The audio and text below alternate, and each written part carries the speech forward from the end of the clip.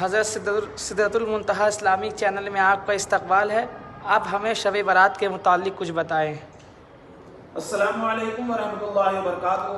نحمدہ ونصلی ونسلم علی رسول الکریم. اما بعد فاعوذ باللہ من الشیطان الرجیم. بسم اللہ الرحمن الرحیم. اللہ تبارک و تعالیٰ اپنے بندوں پر بے پناہ مہربان ہے. یہاں تک کہ ماں باپ بھائی بہن دنیا کی تمام مہربانوں سے زیادہ مہربان پروردگار ہے. اس نے اپنے بندوں کی بخشش کے لیے بہت سارے ذریعے اور وسائل مہیا کر رکھے ہیں. مثال کے طور پر ماہ رمضان المبارک کا مقدس مہینہ کہ اس ماہ میں ہر لمحہ بخشش اور مغفرت ہے.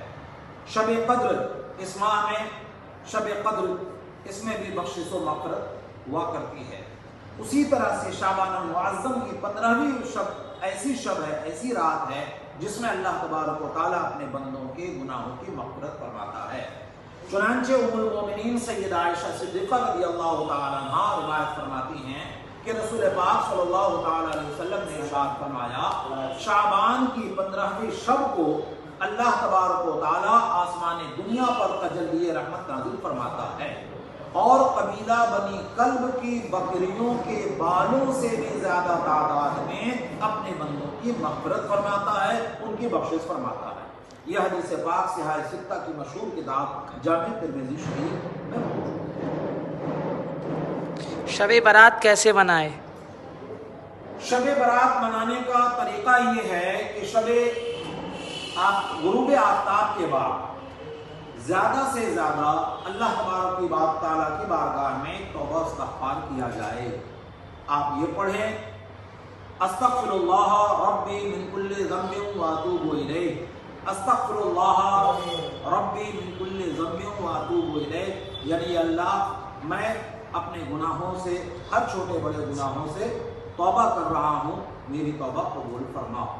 اور دل میں یہ ارادہ کرے کہ آئندہ وہ کوئی کام گناہ کا نہیں کرے گا، اور جو اس نے گناہ کیے ہیں اللہ تبارک و تعالیٰ کی بارگاہ میں اس سے توبہ کرے اور آئندہ نہ کرنے کا عہد کرے. اس کے ساتھ ہی ساتھ شب برات میں خصوصی طور پر فرائض اور واجبات کی ادائیگی کے بعد نفل نمازوں کی کثرت کریں، قرآن کریم کی تلاوت ہو، کلمہ طیبہ درود پاک کثرت سے پڑھا جائے. اور سب سے بہتر طریقہ یہ ہے جو میں اکثر اپنے مصلیان کرام اور اپنے لوگوں کو تنبیہ کرتا ہوں کہ آپ فرائض و واجبات کی ادائیگی کے بعد جو ہے، اگر جو آپ کی قضا نمازیں ہیں تو زیادہ سے زیادہ آپ قضا نمازوں کو پورا کریں، کیونکہ نفل نماز اگر آپ نے نہیں پڑھی ہے تو اس کے بارے میں سوال نہیں کیا جائے گا. لیکن اگر فرض اور واجب نمازیں آپ کی چھوٹی ہوئی ہیں تو اس کے متعلق سوال کیا جائے گا. اس لیے بہتر یہ ہے کہ اس موقع سے فائدہ اٹھا کر کے کچھ دنوں کے جو آپ کے فرض اور واجبات چھوٹے ہوئے ہیں اس کو ادا کریں. اور اس کو ادا کرنے کا بہت آسان طریقہ ہے، آپ جب بھی ادا کریں، مثال کے طور پر فجر کی، یا اللہ میں 2 رکعت فجر کی نماز پڑھنے کی نیت کر رہا ہوں جو سب سے پہلی میری قضا ہے، آپ یہ کہہ کے نیت کر لیں، آپ کی نماز ہو جائے گی. پھر جب دوبارہ پڑھ رہے ہیں تو یہی نیت کریں گے کہ یا اللہ جو سب سے پہلی فجر کی نماز میری قضا ہے، 2 رکعت نماز میں اس کو ادا کر رہا ہوں.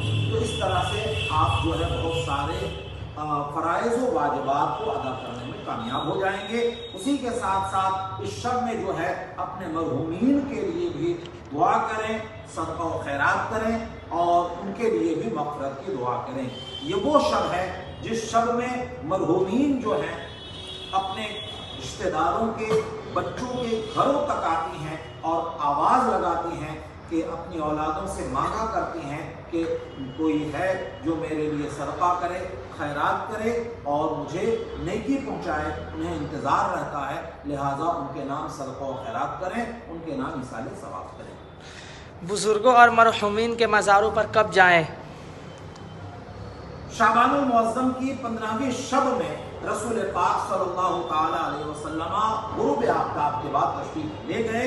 اس لیے رسول پاک صلی اللہ علیہ وسلم کی سنت کریمانہ کے مطابق آفتاب کے ڈوب جانے کے بعد نماز مغرب کے بعد آپ کیا کرتے ہیں کہ مرحومین کے قبروں کی طرف تشریف لے جائیں اور ان کے لیے دعائیں مغفرت فرمائیں اور ان کے کیا کرتے ہیں کہ درجات کی بلندی کی دعا کریں. मज़ारात औलिया पर जाने का तरीका क्या है? देखिए, मज़ारात औलिया पर जाने का तरीका ये है कि कदमों की तरफ से आप जाएं और सिरहाने खड़े हो तो कम से कम 4 हाथ की दूरी पे खड़े हो और आयतल कुर्सी, चारों कुल, अलहम्द पाक और जो कुछ भी आपको आता है आप पढ़ें और पढ़ने के बाद दुआ करें कि अल्लाह मैंने जो कुछ पढ़ा इसका सवाब रसूल पाक सल्लल्लाहु अलैहि वसल्लम की बारगाह में नज़र है, हुजूर के सदक़े जो है जुमला अंबिया किराम, शुहदा, तमाम शुहदा करबला, जुमला सहाबा और तमाम मरहूमीन की बारगाह में नज़र कर रहा हूँ, कबूल फरमा।